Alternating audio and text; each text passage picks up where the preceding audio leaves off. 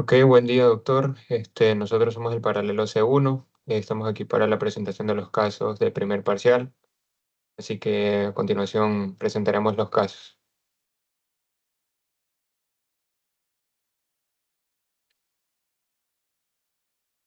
Ya. El primer caso, con respecto a los integrantes Manuel Espinosa, Javier Bolaños, Richard Contreras, Andrea Cosíos y Alison Alvarado. El caso clínico sobre el cáncer de próstata. Ahora, dando una pequeña introducción a la patología, pues su importancia clínica radica en no solo su alta prevalencia, sino también una evaluación silenciosa durante las etapas más tempranas de la patología, lo que retrasa su diagnóstico y tratamiento oportuno. Esta enfermedad se origina generalmente en las zonas periféricas de la próstata y no puede producir síntomas hasta alcanzar el tamaño considerable para evadir estructuras aledañas. Estas fases avanzadas pueden manifestarse con síntomas urinarios obstructivos, hematuria o incluso dolores óseos, eh, indicando así metástasis, especialmente el dolor en la columna y en la pelvis. Esto dado la afinidad que tiene por el tejido óseo. El tapizaje también mediante en los antígenos específicos prostáticos, el tacto rectal, han sido herramientas fundamentales para una detección precoz. La identificación temprana del cáncer de próstata permite también aplicar ciertos tratamientos curativos, como por ejemplo una prostatectomía y radical y una radioterapia, mejorando así significativamente el pronóstico de la enfermedad. Por lo tanto, comprender su fisiopatología, factores de riesgo, como la edad avanzada, una historia familiar y el origen étnico, promueve una estrategia de diagnóstico temprano y es crucial con respecto a la práctica médica para reducir la carga de la enfermedad. Entonces, ahora sí, abordando como tal con respecto a la presentación del caso, tenemos el paciente masculino de 74 años, paciente Floro Enrique Bucaso y Pincay. El paciente proviene de la provincia de Guayaquil.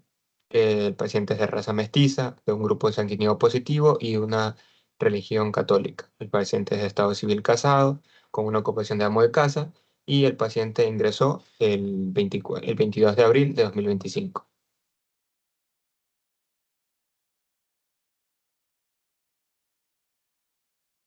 Con respecto a los antecedentes patológicos familiares, el paciente con respecto a la madre tiene Parkinson, el padre una hipertensión arterial y hermanos no correspondientes.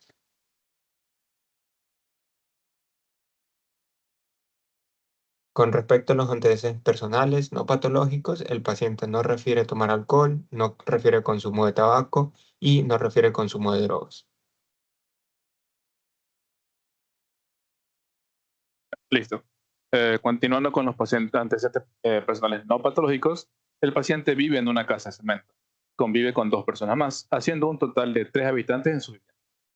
El paciente refiere que su vivienda cuenta con todos los servicios básicos, que son luz, agua e inclusive internet. Tiene una mascota, un gato, y respecto a sus hábitos, el paciente durante aproximadamente 8 horas diarias completa su sueño. Él realiza sus 3 comidas al día y su dieta es blanda. No realiza actividad física, por lo tanto se considera como un paciente sedentario. En cuanto a bebidas, el paciente refiere que consume café 2 veces al día y té 3 veces al día. Además, presenta un esquema de vacunación completo. Siguiente. El, los antecedentes patológicos personales del paciente refiere a haber sido sometido a una apendicectomía como única intervención quirúrgica. Él no refiere antecedentes de traumatismo ni hospitalizaciones previas. En cuanto a enfermedades preexistentes, presenta hipertensión arterial, diabetes mellitus tipo 2 e insuficiencia renal aguda. El paciente refiere que tiene controles muy irregulares. Actualmente se encuentra en un tratamiento con losartán de 100 miligramos y metformina de 500 miligramos. No refiere cualquier otro tipo de patología ni tratamientos adicionales. Siguiente. Dentro del motivo de consulta, este aquí se basa en la presencia de síntomas del tracto urinario inferior. El paciente refiere nicturia, poliuria y sensación constante de vaciamiento vesical incompleto. Dentro de lo que sería el padecimiento actual o la evolución de la enfermedad, este se trata de un paciente masculino de 74 años con antecedentes de hipertensión arterial sistémica y diabetes mellitus tipo 2, con controles irregulares. Consulta por síntomas del tracto urinario inferior de tipo obstructivo con aproximadamente 6 meses de evolución. Los síntomas incluyen nicturia, disminución del calibre y fuerza del chorro urinario, pujón visional y sensación de vaciamiento vesical incompleto. Niega, disuria, hematuria macroscópica, dolor pélvico, fiebre o pérdida de peso. Este cuadro ha afectado progresivamente su calidad de vida y ante la persistencia de los síntomas se realizaron estudios con atención primaria que revelaron que posee un PSA elevado y también se encontraron hallazgos anormales en el tacto. En el interrogatorio por aparatos y sistemas, comenzando con el aparato general, el paciente presenta una temperatura corporal de 36 grados centígrados. No refiere a astenia ni adina. En el sistema respiratorio, la inspección muestra una caja torácica simétrica y movimientos respiratorios conservados sin participación de musculatura accesoria. En la palpación se observa amplitud respiratoria conservada y vibraciones vocales normales. En la auscultación se escucha murmullo vesicular conservado de manera bilateral, sin estertores ni sibilancias. Por último, respecto al sistema cardiovascular, en la inspección no se observan latidos visibles anómalos ni pulsaciones precordiales. A la palpación, el punto máximo de impulso, que se encuentra en el quinto espacio intercostal izquierdo, no hubo ningún hallazgo patológico. En la auscultación se detectan tonos cardíacos rítmicos con ruidos cardíacos normales en R1 y R2, sin hallazgos de soplos ni ruidos anómalos.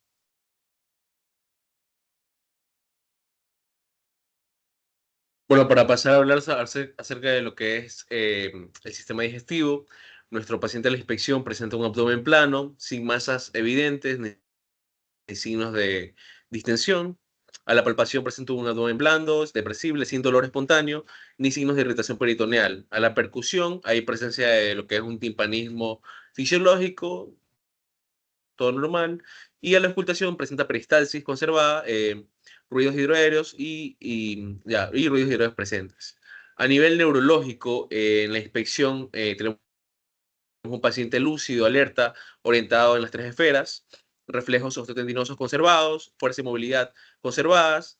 Sin embargo, presenta lo que es una ligera limitación para la flexión lateral derecha del tronco por una molestia lumbar. En el sistema musculoesquelético, la inspección presenta miembros superiores o inferiores sin alteraciones estructurales, la palpación, tono y masa muscular conservados, a la movilidad conservada globalmente, con presencia de lo que es un dolor localizado al movimiento lateral del tronco. Siguiente, ya. A lo que es el sistema genitourinario, a la inspección presenta lo que es la región lumbar sin signos inflamatorios locales ni alteraciones visibles. A la palpación, unos testículos normotróficos sin alteraciones, dolor moderado, lo que es a la palpación profunda en lo que es el flanco derecho. A la percusión, puño percusión positiva en lo que es región lumbar derecha. Las características de las misiones en frecuencia, cantidad, color y disuria. La frecuencia de nuestro paciente presenta lo que es una polaquiuria, la cantidad escasa, positiva lo que es hematuria y presente lo que es disuria de baja intensidad. Los síntomas irritativos que presenta la poliaquiuria, presenta lo que es escozor al orinar y una urgencia miccional. Los síntomas obstructivos, una disminución progresiva de lo que es el calibre del chorro, vaciamiento incompleto y a su vez sin incontinencia ni goteo terminal. A la exploración física, nuestro paciente tenemos un paciente masculino de 74 años en aparente edad cronológica, alerta, lúcido, orientado en tiempo y espacio, y se encuentra lo que es en una posición activa, colaborador durante la anamnesis, la fascia es levemente dolorosa, estado nutricional normonutrido, fototipo mestizo, no se evidencia lo que es caquexia ni signos de deshidratación. Sus signos vitales, la frecuencia cardíaca 78 latidos por minuto, la presión arterial 138 sobre 84 milímetros de mercurio, temperatura 36 grados y la frecuencia respiratoria de 18 respiraciones por minuto. Pasando a hablar de lo que es ya el examen físico dividido por partes, doblar de lo que es la cabeza, normocéfalo, sin alteraciones en piel o cuero cabelludo, ni deformidades craneales. No hay dolor a la palpación ni presencia de masas, pupilas isocóricas, normorreactivas, conjuntivas rosadas y escleras sin ictericia.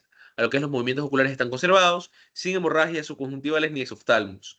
Pabellones auriculares íntegros, sin secreciones de conductos auditivos y tímpanos normales. La pirámide nasal centrada, sin deformidades ni secreciones. La mucosa y cornetes sin congestión. La mucosa bucal húmeda, sin lesiones. Las amígdalas están de tamaño normal y la faringe sin signos de inflamación. A nivel de cuello, presenta un cuello simétrico, sin masas visibles ni ingurgitación yugular, tráquea centrada, tiroides no palpable y no se palpan lo que son adenopatías cervicales ni presenta rigidez en la nuca. A nivel del tórax, presenta un tórax en lo que es simétrico, movimientos respiratorios conservados, sin uso de músculos accesorios, una expansión torácica conservada y vibraciones vocales normales. A su vez también presenta la sonoridad conservada en ambos campos pulmonares. Ya, continuando con el examen físico, respecto al abdomen, se encontró el abdomen plano, sin distensión, sin masas ni circulación colateral, blando y depresible, con dolor a la palpación profunda en flanco derecho, sin signos de irritación peritoneal, timpanismo predominante y ruidos hidroaéreos presentes y normoactivos. Respecto a las extremidades, se encontraron simétricas, sin deformidades ni edemas, tono y tropismo muscular conservado, con pulsos periféricos palpables, con un llenado capilar menor a 2 segundos, con marcha autónoma y con leve rigidez lumbar. Y respecto al examen físico neurológico, el paciente se le encontraba consciente y orientado, pares craneales sin alteraciones, reflejos osteotendinosos presentes y simétricos, fuerza muscular conservada en las 4 extremidades, no se observan fasciculaciones ni movimientos anormales, sensibilidad superficial y profunda conservada, coordinación motora y equilibrio sin alteraciones manifiestas. Continuando con los exámenes complementarios respecto a la biometría hemática, se observa una leucocitosis de 12.10 por milímetro cúbico con una neutrofilia marcada de 11.29 por milímetro cúbico con un porcentaje del 93.3%. Hallazgos sugestivos de un proceso infeccioso agudo, probablemente de origen bacteriano. Este hallazgo a la vez se correlaciona con una linfopenia de 0.63 por milímetro cúbico con un porcentaje del 5.2% y una monocitopenia de 0.17 con un porcentaje del 1.4%, lo cual nos puede indicar un estado de estrés agudo o una supresión del sistema inmunológico adaptativo, también típico de infecciones bacterianas severas o en respuestas inflamatorias sistémicas. Continuando con la serie roja, la hemoglobina con 13.1 gramos por decilitro y el hematócrito con un porcentaje del 40.7%, ambos se encuentran en el límite inferior con índices eritrocitarios dentro de la normalidad, lo que sugiere una anemia leve normocítica normocrómica, posiblemente de tipo inflamatoria o de enfermedad crónica, común en enfermedades neoplásicas o crónicas como el tumor prostático del paciente. En cuanto a la serie plaquetaria, se identifica una trombocitopenia moderada de 134.000 por milímetro cúbico con un volumen plaquetario medio elevado de 11.6, lo que indica una mayor proporción de plaquetas jóvenes y activas, posiblemente como respuesta compensatoria tras un consumo acelerado. Fenómeno también observado en infecciones, inflamaciones o estados paraneoplásicos. Respecto a las pruebas de coagulación, el resultado muestra un perfil de coagulación casi normal, aunque la leve prolongación del tiempo de trombina podría interpretarse como un signo temprano de alteración en la cascada final de coagulación, posiblemente en relación con un estado inflamatorio crónico o un contexto paraneoplásico. Y respecto a a los exámenes de química sanguínea, el paciente evidencia los resultados de los niveles de glucosa ligeramente elevados, lo que podría indicar un control parcial de su diabetes. Por otro lado, también se observa una elevación importante de la creatinina sérica, que implica un deterioro de la función renal.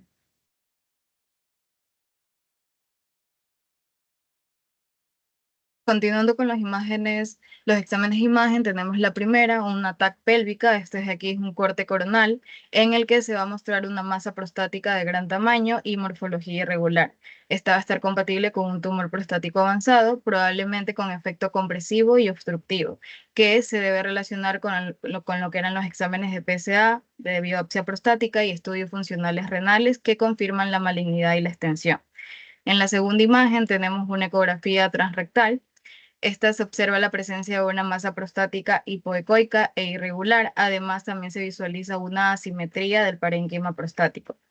Y como tercera imagen tenemos una TAC pélvica. En la imagen se visualiza lo que es un corte axial sin contraste que muestra una gran masa prostática que condiciona a lo que es el efecto de masa sobre la vejiga urinaria y sobre la uretra. Este también es compatible con una neoplasia prostática avanzada, donde la próstata parece estar comprimiendo lo que es el cuello vesical y la uretra prostática, lo que explica los síntomas obstructivos urinarios que tenía el paciente. Con respecto al diagnóstico, tenemos 3 diagnósticos presuntivos y un diagnóstico definitivo. El primer presuntivo que tenemos es la infección del tracto urinario bajo por los antecedentes del paciente de disuria, poliaquiuria y hematuria leve. Como segundo, la litiasis renal derecha, ya que se presume por el dolor en el flanco derecho y la prueba positiva de puño percusión. Y como tercero, la hiperplasia prostática benigna debido a la edad avanzada del paciente, los síntomas obstructivos urinarios que tenía y el aumento prostático sugerido en las imágenes radiológicas. Y como diagnóstico definitivo tenemos la neoplasia prostática de comportamiento incierto, ya que pues se evidencia una lesión prostática en las imágenes radiológicas y por sus niveles elevados de PSA.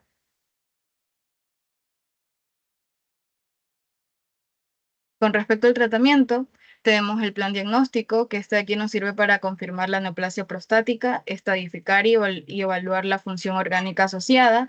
En este de aquí usamos lo que es el antígeno prostático específico, la PSA total y la libre, la biopsia transrectal de próstata guiada por una ecografía. También utilizamos la gamografía ósea y los laboratorios complementarios como lo son el perfil hepático, electrolitos, pruebas de función renal, exámenes de coagulación, entre otros. En el plan terapéutico médico tenemos para controlar los síntomas y la reducción de la progresión, preparar para una posible cirugía también y como tratamiento definitivo. En este de aquí usamos lo que es la terapia hormonal androgénica, el manejo de síntomas urinarios obstructivos y una hidratación intravenosa y nefroprotección si la creatinina se mantiene elevada. Con respecto al plan quirúrgico, este de aquí sirve para el control local de la enfermedad y se usa únicamente en estadios graves y cuando la función renal ya no es buena. En las cirugías tenemos la protastectomía radical en casos de metástasis, también tenemos la resección transuretal paliativa y en los casos avanzados metastásicos ya se hace una orquiectomía bilateral. Con respecto al plan educativo, pues se explica al paciente los diagnósticos, las alternativas terapéuticas que tiene, se da una educación sobre su dieta renal y prostática saludable, se le indica los síntomas o los signos de alarma como retención urinaria, hematuria, dolor óseo y se debe incluir al familiar en las decisiones del tratamiento. Y finalmente, el plan de seguimiento, que esto sirve para evaluar la respuesta al tratamiento y la progresión de la enfermedad y la calidad de vida del paciente.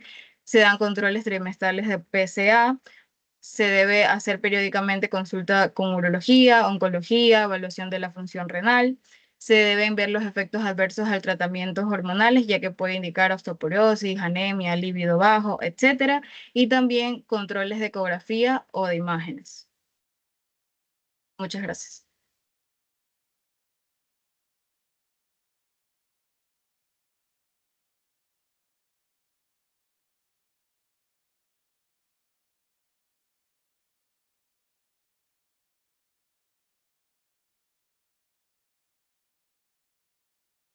Buenas tardes, doctor y compañeros. Nosotros, para continuar, vamos a hablar acerca de lo que es litiasis coraliforme, el cual nuestro grupo está compuesto por Adrián Guerra, Melanie Luna, Dina Guay, Kenia Kichimbo y quien les habla, Cecilia Miranda.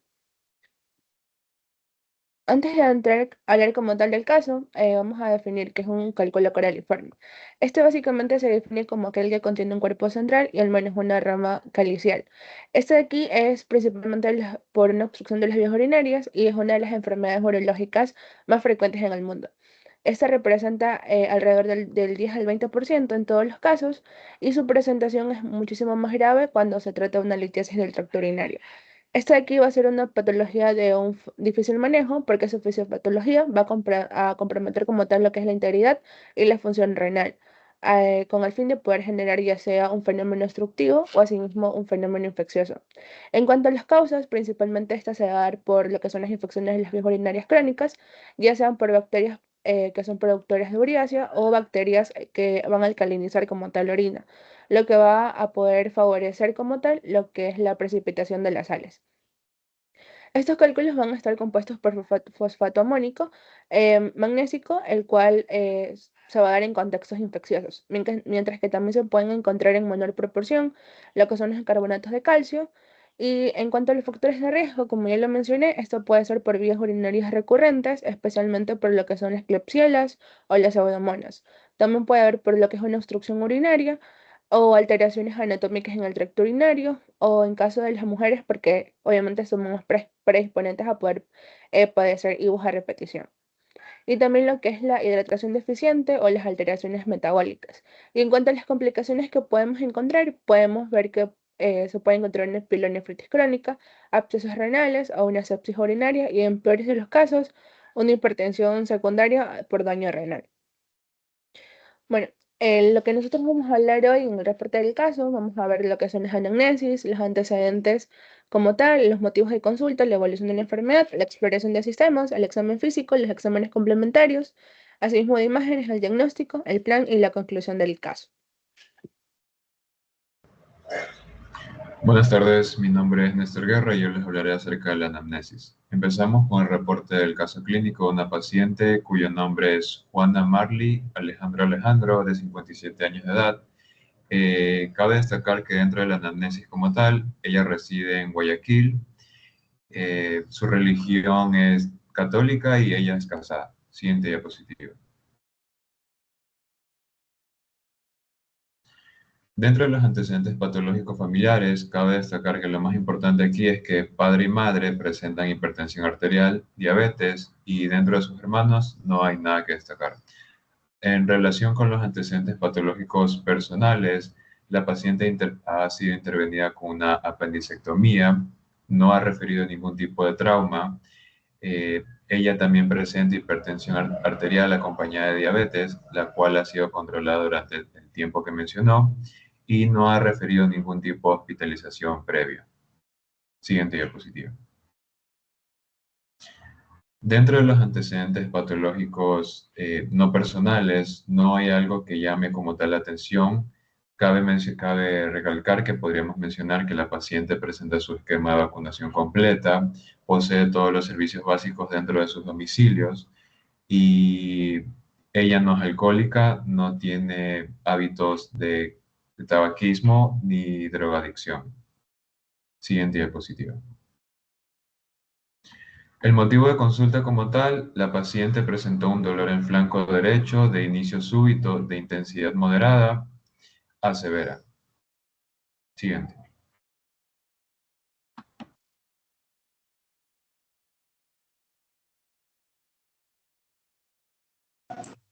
Bueno, yo les voy a hablar acerca de lo que es la evolución de la enfermedad. Esto se trata de una paciente femenina de 57 años. Esta tiene antecedentes de lo que es hipertensión arterial, también tiene litiasis renal previa y acude a consulta por presentar dolor intenso en la región lumbar derecha de inicio súbito, tipo cólico acompañado de náuseas y sensación febril. Ella refiere hematuria, macroscopía ocasional y episodios previos similares de menor intensidad. Se realizó una tomografía renal simple que evidenció cálculo coraliforme en la pelvis renal derecha, ocupando cálices mayores y menores con hidronefrosis moderada y signos inflamatorios perirenales. Se inició manejo analgésico e hidratación endovenosa, se solicitó interconsulta con urología para valorar también el tratamiento definitivo que posiblemente podría tratarse de una pielolitomía. Siguiente.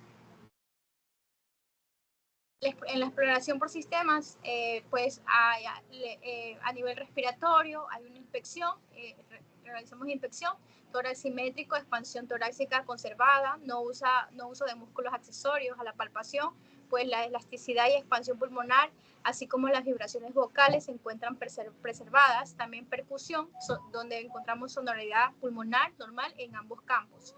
Auscultación, donde se encuentra murmullo vesicular presente y simétrico sin ruidos agregados. A nivel digestivo, abdomen plano, sin masas visibles, sin distensión.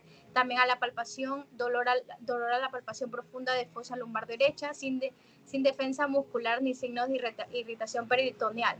A la percusión, timpanismo normal. A la auscultación, pues ruidos hidroaéreos presentes y normales. A nivel cardiovascular, se realiza una inspección donde no se observan latidos visibles o pulsaciones patológicas. A la palpación, latido de punta en 5, espacio intercostal lineal, medio clavicular, sin prénitos. A la auscultación, pues ruidos cardíacos rítmicos R1 y R2 normales, sin soplos, roces o golpes.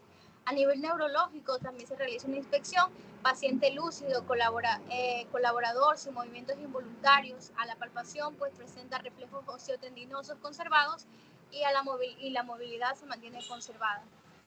A nivel general, encontramos una temperatura de 36.4 y también astenia no presenta ni adinamia. A nivel genitourinario, tenemos a las micciones en frecuencia, pues presenta una polaquiuria, la cantidad, un volumen escaso, el color hematuria y la disuria pues está leve. Presenta síntomas irritativos como la polaquiuria, disuria, urgencia urinaria. Los síntomas obstructivos, pues leve disminución del calibre del chorro urinario, sensación de vaciamiento incompleto sin goteo terminal. A nivel de genitourinario se realiza una inspección en la región lumbar derecha sin eritemas ni signos inflamatorios visibles. A la palpación también un flanco derecho y doloroso. A la presión profunda, testículos de consistencia y sensibilidad normal a la palpación. A la auscultación, pues puño percusión positiva en región lumbar derecha. Siguiente. Siguiente.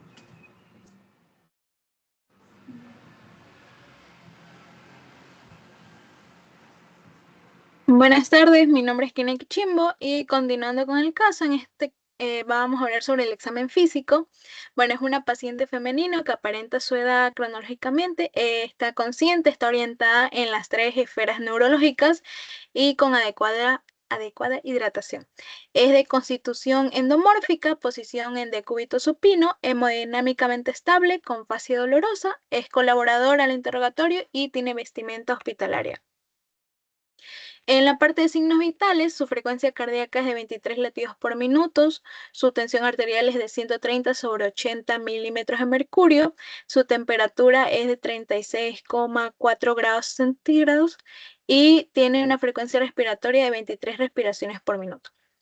En el área de la cabeza está anormocéfalo, simetría craniofacial conservada, sin lesiones en piel cabelluda ni signos de trauma, con facies con expresión de dolor, sin alteración en las órbitas, los pabellones auriculares o mucosa oral y las pupilas isocóricas y reactivas a la luz. También presenta una mucosa oral ligeramente seca y no se observan adenopatías ni signos de compromiso paranasal.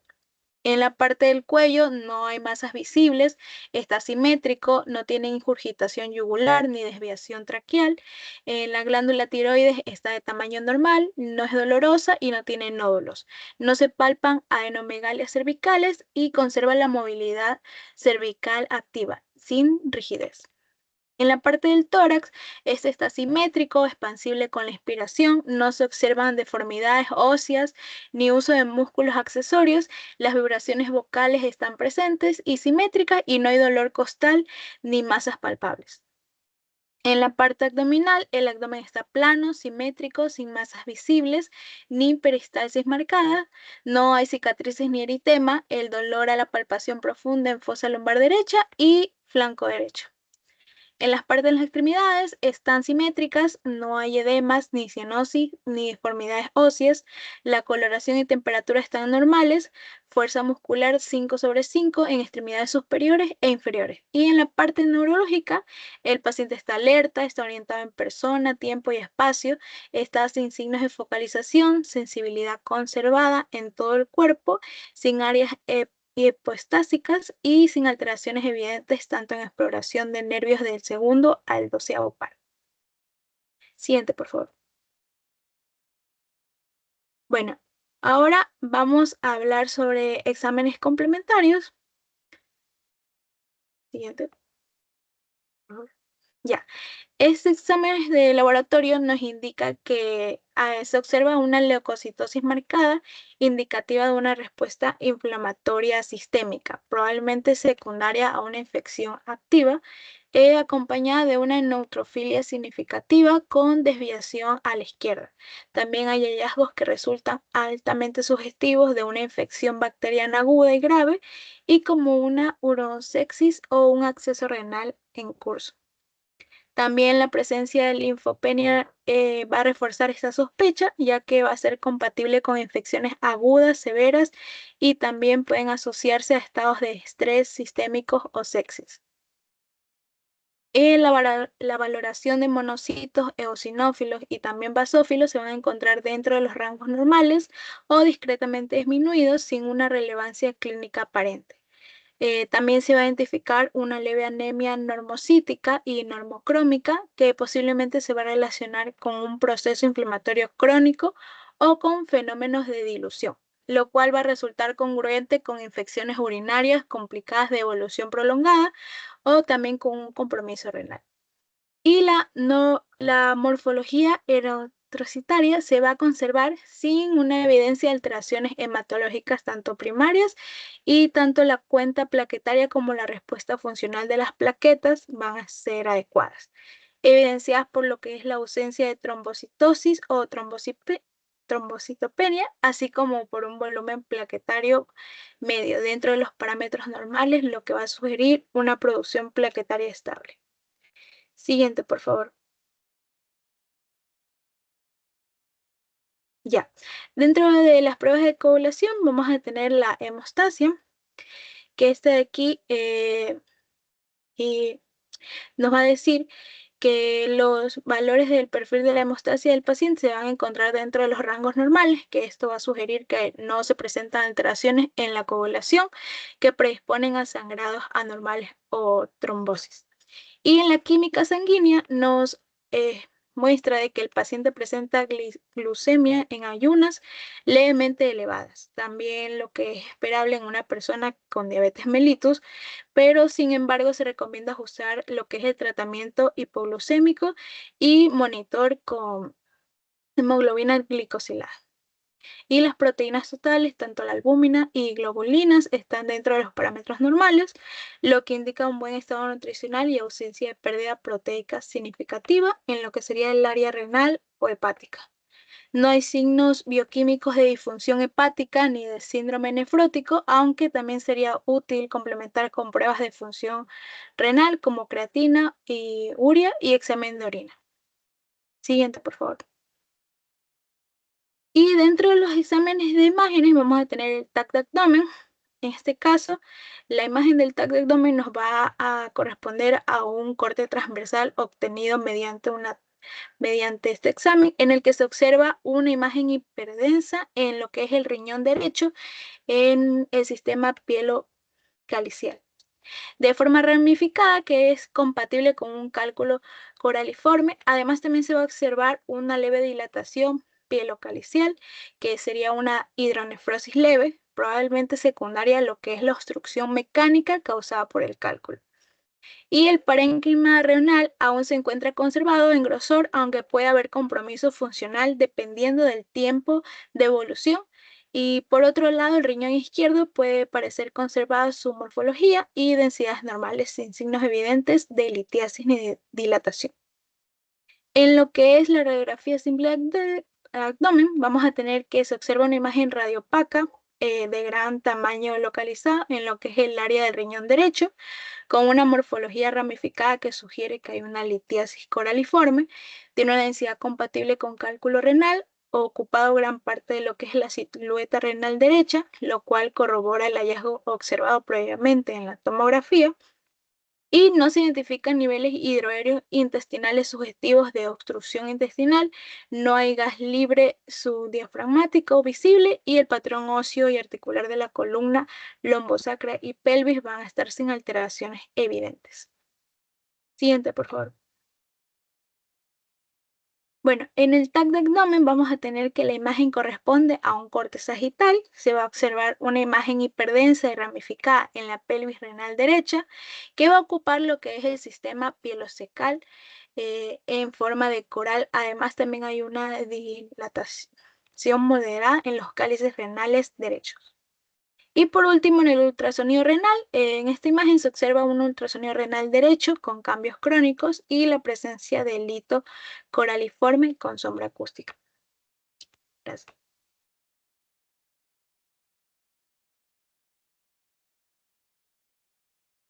Para continuar hablando acerca del diagnóstico, tenemos el diagnóstico presuntivo, el cual es la infección del tracto urinario complicada. Y esto se debe por el antecedente que tiene la paciente, que es la que es diabetes mellitus, leucocitosis con neutrofilia y una probable obstrucción urinaria. Y la nefrolitiasis por la clínica urinaria y los hallazgos en laboratorios que ya podemos ver que están alteradas y por la que presenta disuria.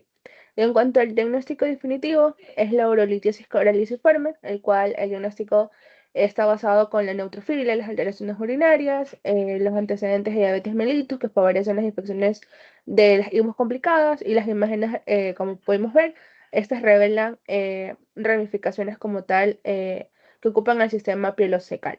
Y esto es característico de una litiasis coraliforme.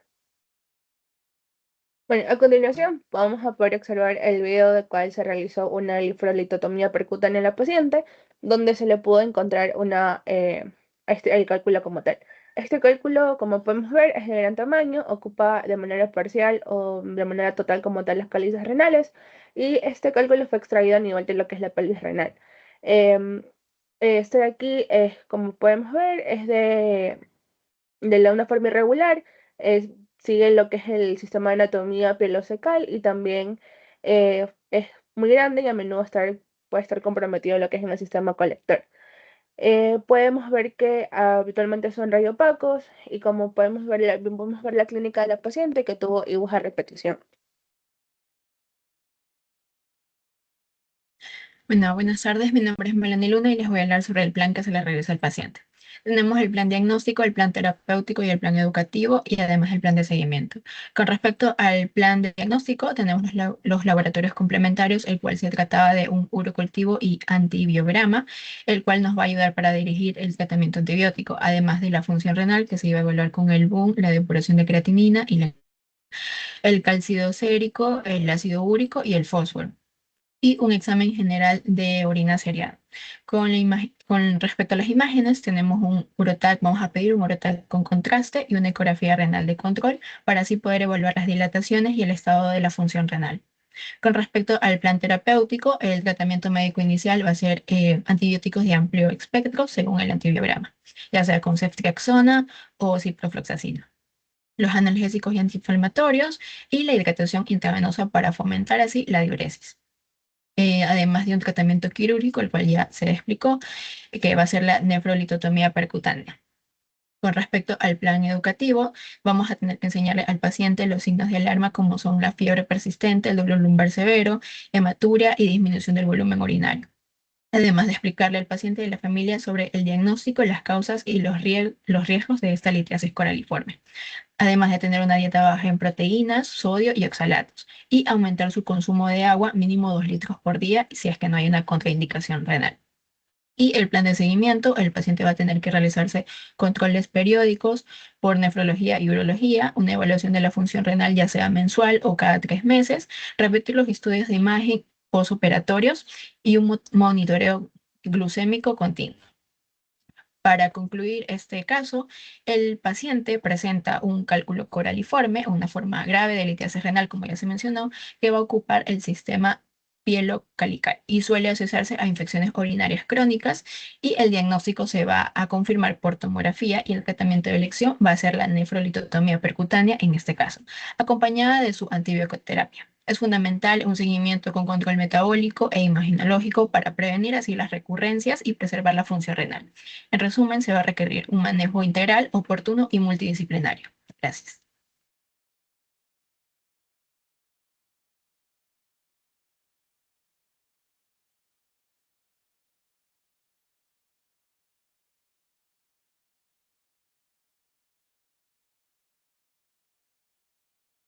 Buenas tardes, doctor, compañeros. Nosotros somos el último grupo y les vamos a hablar acerca del absceso renal. Siguiente diapositiva, por favor. Bueno, a manera de introducción vamos a tener en cuenta que el absceso renal es una acumulación localizada de pus dentro del riñón. Esta va a ser causada por una infección bacteriana. Es una complicación rara, sin embargo, es potencialmente grave de las infecciones urinarias o menos frecuentemente de la diseminación de bacterias a través del torrente sanguíneo.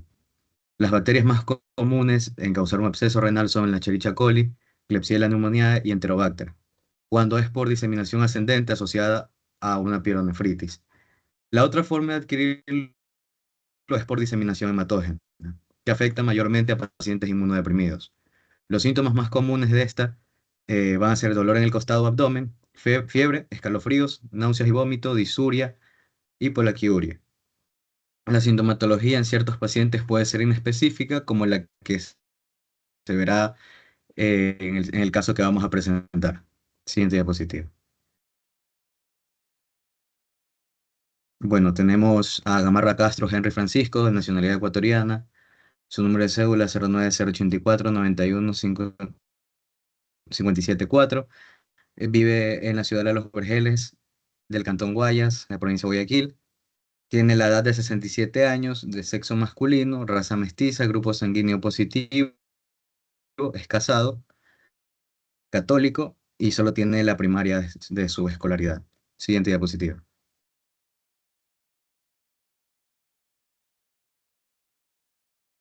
Como antecedentes patológicos familiares vamos a tener que la madre y el padre tuvieron hipertensión arterial y diabetes mellitus. Siguiente.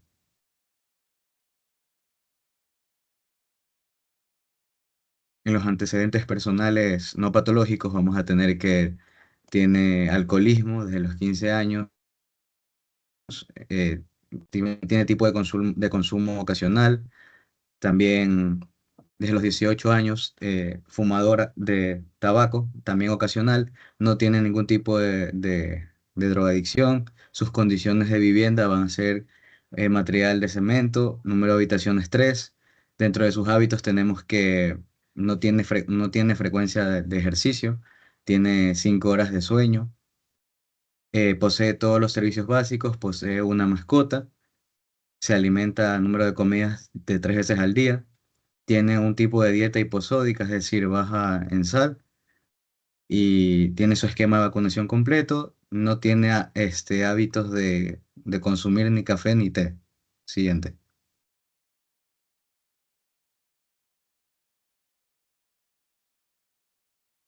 En los antecedentes patológicos personales tenemos que tiene una intervención quirúrgica previa, que es por una apendicectomía, no refiere traumatismos.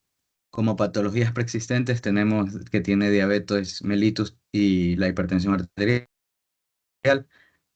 Los medicamentos que recibe son metformina de 500 miligramos y los sartán de 100 miligramos. No refiere hospitalizaciones previas. Siguiente.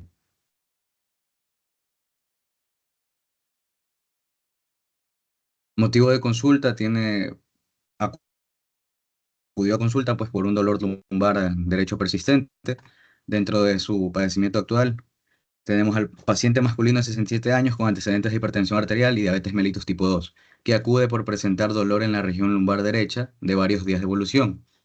Refiere haber sufrido en el pasado un trauma leve por caída desde su propia altura, aunque sin mayor relevancia hasta el momento. En estudios de imagen realizados previamente se identificó un absceso en la fosa renal derecha. con fistulación o tejido subcutáneo, asociado a litiasis renal bilateral y signos de hidronefrosis, predominante en el lado derecho. Ante estos hallazgos se inició manejo con analgésicos y antibióticos, realizándose posteriormente un drenaje percutáneo en quirófano, complementado con estudios de laboratorio que evidenciaron alteraciones en la función renal, tanto en la creatinina, que está elevada y tiene también anemia.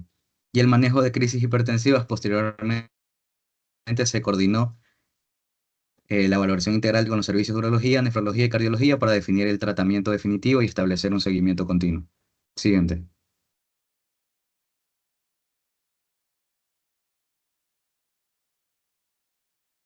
Ya, en este cuadro se va a resumir lo que es los datos obtenidos durante el interrogatorio por aparatos y sistemas. En aspecto general tenemos que se presentó temperatura entre 35.4 grados. En el sistema respiratorio y cardiovascular, en estos ambos sistemas no se reportaron alteraciones. Digestivo, no hay presencia ni de diarrea ni estreñimiento. En el aspecto neurológico, no se observaron signos de focalización ni meningias, pero sí se reportó lo que son episodios aislados de agitación sin déficit neurológico. En el sistema genitourinario, respecto a las misiones, uno tiene una frecuencia de poliuria, cantidad levemente disminuida, el color es amarillo oscuro y presenta lo que es disuria. En lesiones o secreciones respecto a lo que son los genitales, no refiere. En músculo esquelético, el paciente refiere dolor lumbar, derecho tipo cólico con irradiación a flanco izquierdo en región inguinal. En los síntomas irradiados presenta disuria, poliaquiuria con dolor lumbar irradiado hacia el flanco y región inguinal. Es compatible con una afección renal. Los síntomas de obstrucción, el paciente no refiere un goteo terminal ni interrupción del chorro urinario. Siguiente. Respecto al examen físico, va a estar dividido según las regiones anatómicas, en donde el paciente estaba despierto, consciente, orientado en tiempo, persona y espacio, afebril, hemodinámicamente estable, a pesar de que el paciente refería lo que es fatiga y fase pálida. No se llegó a observar dificultades respiratorias ni signos de difusión sistemática. En los signos vitales tenemos una frecuencia cardíaca de 97 latidos por minuto, la presión arterial 166/89 milímetros de mercurio, temperatura 36 grados y frecuencia respiratoria 20 respiraciones por minuto.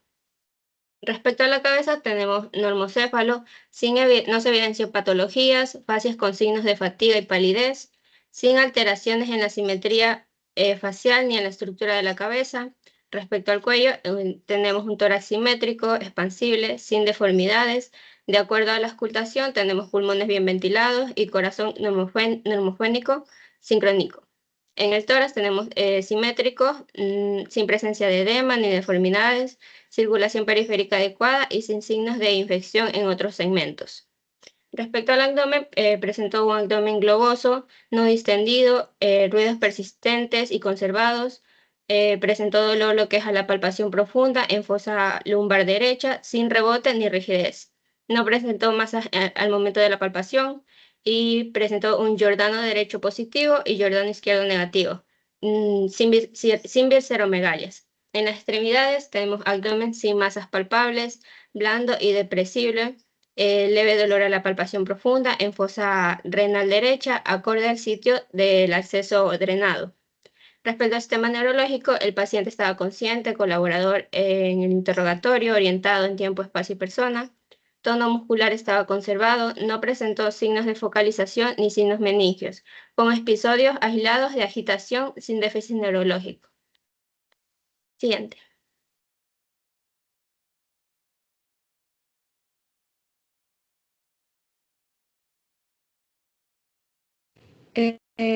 Perdón, disculpe. Con respecto a los exámenes complementarios, en lo que es la biometría hemática, tenemos que los linfocitos, los monocitos y los eosinófilos se encuentran disminuidos, lo cual es frecuente en lo que son procesos infecciosos agudos.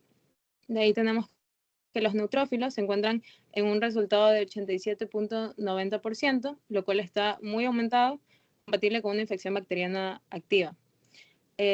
También tenemos que los eritrocitos se encuentran disminuidos, se asocia con anemia y que puede haber sido por un proceso infeccioso o ya como una enfermedad crónica del paciente. El hematocrit también se encuentra disminuido, lo cual también se asocia con la anemia, y la concentración de la hemoglobina corpuscular media también levemente disminuida, pero que también es compatible con un diagnóstico de anemia normocrómica. Siguiente diapositiva.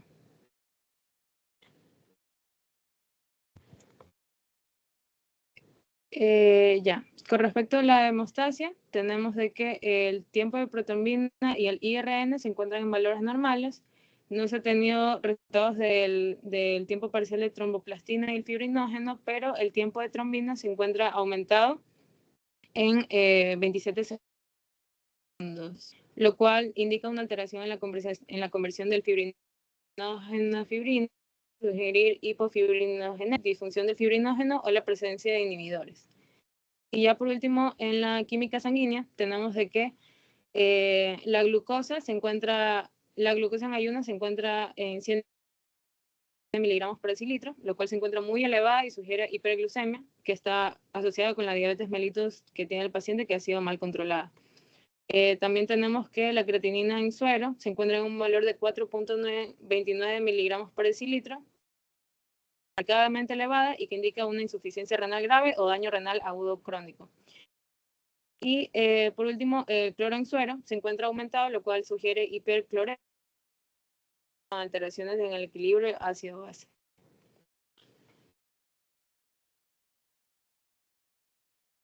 Continuamos con lo que son las imágenes. En la primera imagen es una radiografía de abdomen con una proyección antero-posterior en bipedestación, donde se va a apreciar lo que son opacidades radiopacas en la región de ambos riñones.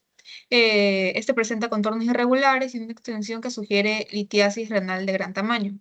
La forma ramificada de las calcificaciones es compatible con lo que son cálculos coraliformes, que están bilaterales, los cuales son hallazgos acordes a la historia clínica del paciente. En una segunda imagen tenemos lo que es la TAC de abdomen, en un corte axial, donde se puede visualizar una zona hipodensa en el parénquima renal, lo que sugiere una lesión inflamatoria o infecciosa. Además, también se va a visualizar lo que son bordes irregulares en una de las estructuras renales, y esto podría corresponder a lo que es un absceso renal. Siguiente. Ya, en la primera imagen vamos a observar una ecografía renal en donde se observa lo que es una estructura focal dentro del parénquima renal, donde se aprecia una zona de ecogenicidad mixta con predominio hipoecoico, que puede haber material purulento. En la imagen de arriba observamos un urotac con contraste, donde se va a apreciar una cavidad dentro del riñón, lo que sugiere un proceso destructivo significativo. Y esta es una lesión que es compatible con lo que es un absceso renal de gran tamaño. Y en una imagen inferior se ve lo que es un TAC de abdomen, en la cual es un corte coronal, en la cual se observa una alteración en el parénquima renal izquierdo, con una zona hipodensa, lo que podría representar lo que es una colección líquida, lo que sugiere un absceso renal. Siguiente. Continuamos con lo que es el diagnóstico. Tenemos un diagnóstico presuntivo y definitivo. En el diagnóstico presuntivo tenemos una pielonefritis aguda complicada. Esta puede presentar síntomas similares como dolor lumbar, alteraciones en la función renal y signos sistémicos de infección. Sin embargo, en la pielonefritis, pues la infección afecta de manera difusa el parénquima renal y generalmente no se conoce como una colección encapsulada. Esto es más característico de un absceso renal. Y por ende, nuestro diagnóstico definitivo es un absceso renal, en este caso derecho. Esto se obtiene en base a lo que son los estudios de imágenes, en donde se evidencia lo que es una colección líquida en la fosa renal derecha, que aproximadamente es aproximadamente 9 centímetros, con hallazgos de litiases coraliformes bilaterales, ya antes mencionado, lo cual confirmamos este diagnóstico mediante lo que es un drenaje percutáneo, en donde vamos a extraer lo que es el material purulento, lo que va a avalar pues la presencia de una colección infecciosa localizada.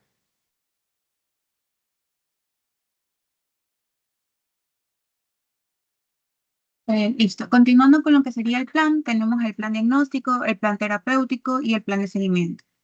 En el plan diagnóstico, como tal, vamos a realizar lo que serían los estudios de imágenes, es decir, vamos a continuar con lo que es la ecografía y tomografías de contraste, el UROTAC, ya que con este podemos lo que es precisar el tamaño de la colección purulenta y además también nos va a ayudar a la ubicación exacta de lo que serían los cálculos, es decir, la litiasis coraliforme, además de poder apreciar lo que sería la anatomía renal. Luego tenemos lo que sería los cultivos y el urocultivo. Esto de aquí nos va a permitir a nosotros poder tomar cultivos de la secreción drenada y poder identificar cuáles son o cuál es el germen como tal responsable y nos va a orientar a poder tener un tratamiento mucho más específico. Luego tenemos también lo que son los laboratorios complementarios, es decir, vamos a tener que volver a repetir exámenes de función renal, como urea, creatinina, electrolitos, también hemograma completo, la glicemia, la hemoglobina glucosilada.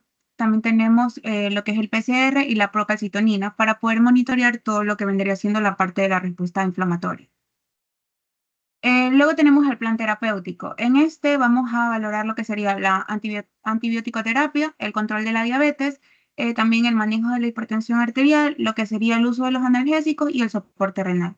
La antibiótico-terapia, pues está aquí, la tenemos que iniciar y mantener una antibiótico-terapia de amplio espectro. Por ejemplo, usar ceftriaxona, metronidazol, y todo esto va a ir ajustado según el antibiograma que se plantee y la evaluación clínica. También en el control de la diabetes, pues ajustar lo que serían las dosis de insulina o cualquier antibiótico antidiabético oral que el paciente esté siendo administrado. También vamos a ver lo que es la glicemia capilar y la glicemia en sangre, manteniendo pues el control estricto de sus valores normales. En lo que es manejo de la hipertensión arterial, pues vamos a continuar con los hipertensivos, en este caso los sartán, y los diuréticos como la furosemida, si es necesario, para vigilar, también vigilar lo que es las cifras de la presión arterial y la función renal. También los analgésicos, utilizar analgésicos como paracetamol, algunos opioides suaves que podamos utilizar para poder controlar lo que sería el dolor a nivel lumbar. Y soporte renal, pues valorar lo que es el uso de los protectores gástricos como omeprazol y poder mantener lo que es una buena hidratación y considerar pues su función como tal. En el plan de seguimiento tenemos lo que es el monitoreo de los signos vitales y de la función renal. Esto tiene que ser un control estricto de la presión tanto arterial como de la diuresis horaria, también lo que son los niveles de la creatinina y también los electrolitos. Tenemos también lo que es la curación del drenaje y la vigilancia de infección, que esto aquí pues hay que verificar la permeabilidad del drenaje percutáneo, también observar las cantidades y la característica que nos dé las secreciones y poder detectar los signos de las infecciones, ya sean a nivel local o a nivel sistémico. El control glicémico, medir regularmente la glucosa capilar y ajustar la insulina y los antidiabéticos orales. Evaluación de laboratorios periódicos, esto siempre va a estar en cuenta, y también lo que es el PCR. Bien. Bueno, ya para finalizar, las conclusiones del caso es que, bueno, la evaluación integral del caso va a reflejar un cuadro que prácticamente nos lleva a lo que es un acceso renal. Entonces, los resultados del laboratorio nos van a evidenciar también una anemia bastante significativa, lo cual es probable de un tipo de anemia normocítica normocrómica, lo cual sugiere una disminución de la producción y una pérdida crónica que requiere de correlación clínica y estudios adicionales para poder determinar cuál es la causa de esto. A su vez, también los análisis de parámetros bioquímicos nos van a revelar la hipoglicemia en ayuna, lo cual sugiere una alteración del metabolismo de la glucosa. Que este de aquí, pues obviamente lo debemos mantener monitoreado y complementado con una evaluación endocrinológica para poder descartar lo que es cualquier trastorno subyacente a futuro. Y a nivel de lo que es imagenología, pues podemos ver lo que es la presencia de una posible colección renal que nos podría corresponder a lo que es el acceso y conjunto a esto ciertas alteraciones hematológicas e infecciosas que nos orientan más a lo que es un proceso infeccioso a nivel renal. Gracias.